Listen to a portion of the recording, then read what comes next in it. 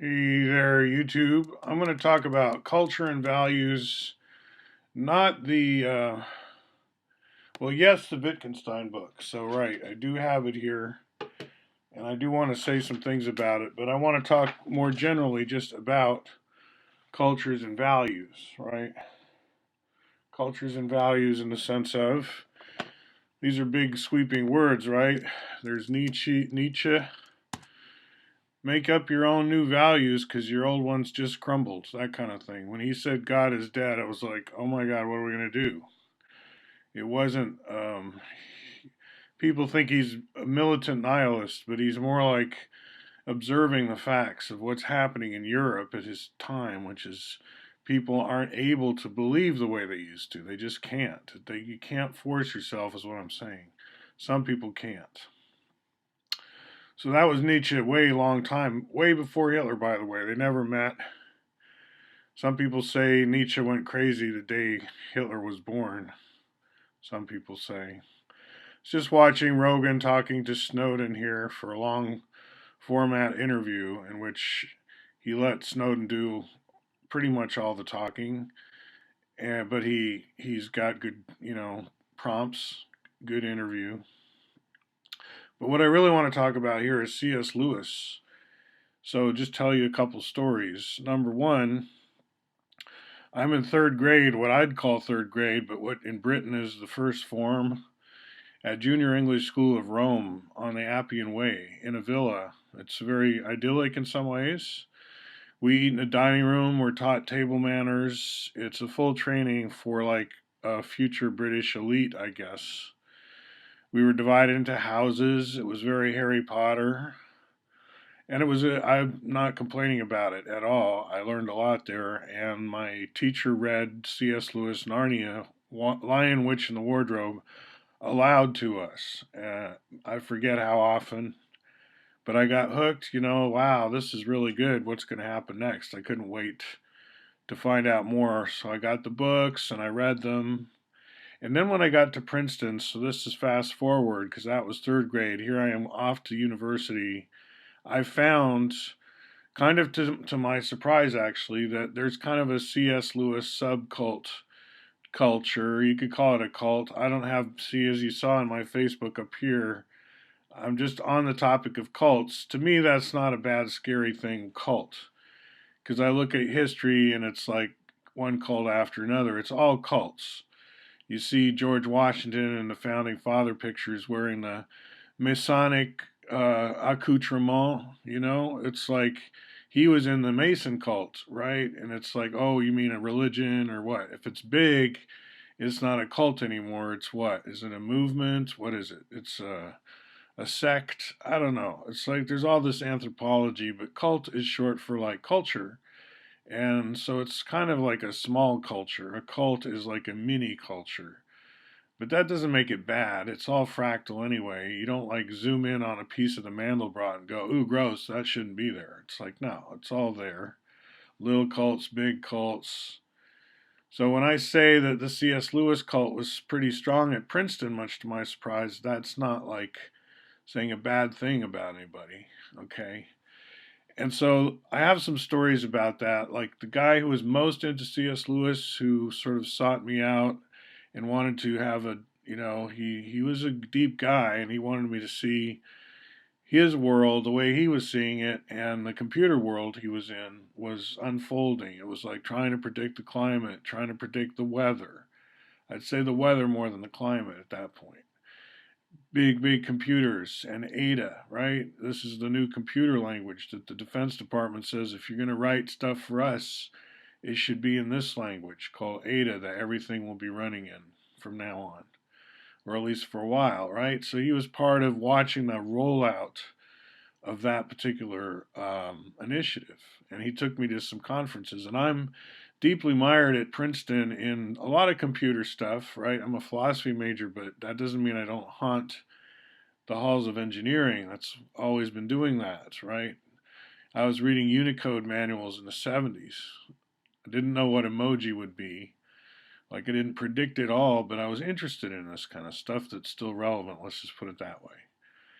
So let's see, what else about C.S. Lewis? Okay, so the one last thing in the Narnia books, I'd say what really stands out for me, I'm still getting over this cold here, and Carol has it now, or something similar. Actually, seasonally for her, if it's very cold, um, things come up, and as the world goes around here, Oregon is hard for some people. So anyway, it's nice weather today outside in late October. It's almost Halloween 2019.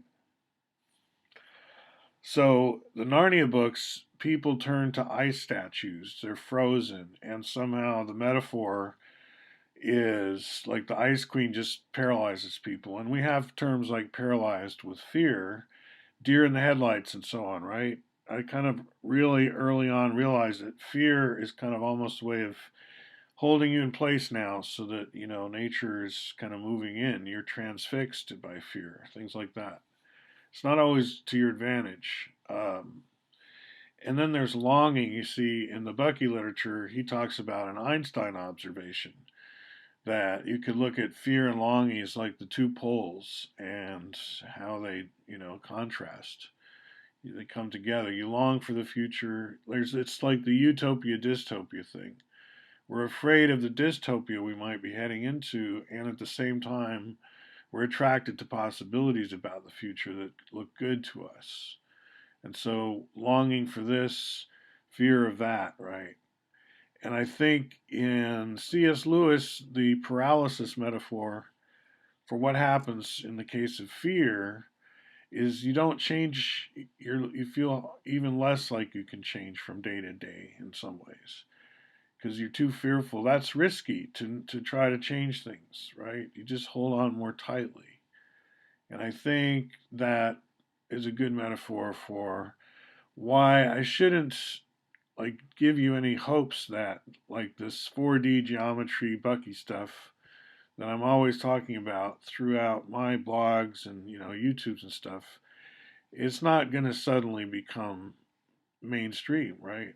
It just can't happen that fast. And it hasn't been happening that fast. As you can see by the molasses creeping pace of osmosis, this stuff does not just overnight become a sensation until much later. Maybe someone discovers it like it's a wow. But first, there's all this other stuff that goes on, and it's because we, as we grow older and so on, we can't just quickly retrain to become someone other than we are, right? That may be in the economics textbooks that you can just jump from one job to another, quickly get a retraining. You're a truck driver, learn to code, and now become a web developer, right? It's like go to school. These are verbs like go to school, become a web developer, but you're talking about a lot of reflexes, and it's not that easy, human beings, to just reprogram like that. But insofar as it's possible, and here I'll switch to Culture and Value by Wittgenstein. I think he thinks that his methods can cure some deep ills, but he claims that he's too lazy to try. And then he dives into like anti-Semitism or whatever, or he starts talking about the ills of Europe, you could say. He's like, oh, but I'm lazy, I give up, I can't do this, and it's like he's got a lot of faith that his methods can be used to address some really, but why should he all on his own? And he's like, I'm kind of lazy, but he's also working very hard, this guy, over his lifetime.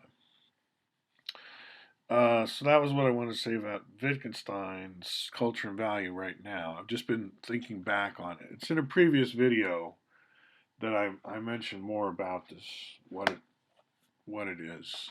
Wittgenstein is an important philosopher in like the 1900s forward. He picks up momentum. He's in there with the big names, right? So some people are more disciple-y than others, and I've been known to be pretty disciple-y. I still get a lot of value from his methods, you could say, which some people might call deconstruction, but I would say there's a connection there. But deconstruction doesn't mean render unusable, right? To understand how to reverse engineer A Tesla is not saying, I don't want a Tesla to ever work. It's not a hostile attack, it's comprehension, right? And Tesla does allow its cars to be reverse engineered to some degree. I mean, of course, right? You need to permeate into the culture. So Wittgenstein helps assembly and disassembly of sort of ways of talking and thinking. I think he promotes flexibility, which is unfreezing, right?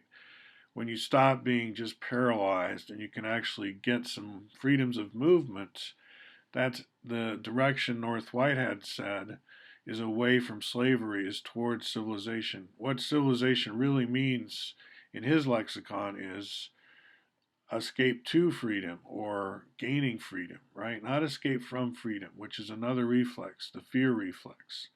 Tell me what to do. I don't know what to do. Just tell me and I'll do it because I'm out of ideas, right? It's like last time I'm going to listen to myself and this kind of stuff. And then at the other end of the spectrum, you're totally self directed in some way. I think we imagine that in a democratic ideal world, such as maybe Richard Rorty would be pointing towards with his American pragmatism, right? He does have an ideal to steer towards. And in a lot of ways, it's the university culture itself, which is now under siege. Some feel, many feel, from many angles. I could get into it. But I think maybe in clarifying my relationship with C.S. Lewis and the Narnia story and Wittgenstein and bring them more together that way, Wittgenstein was a big Tolstoy fan. Maybe I can, just be clear on kind of where the switchboard goes for me, right? I can bring clarity to my thinking here. So, all right, I hope that was okay, and I'll talk to you soon.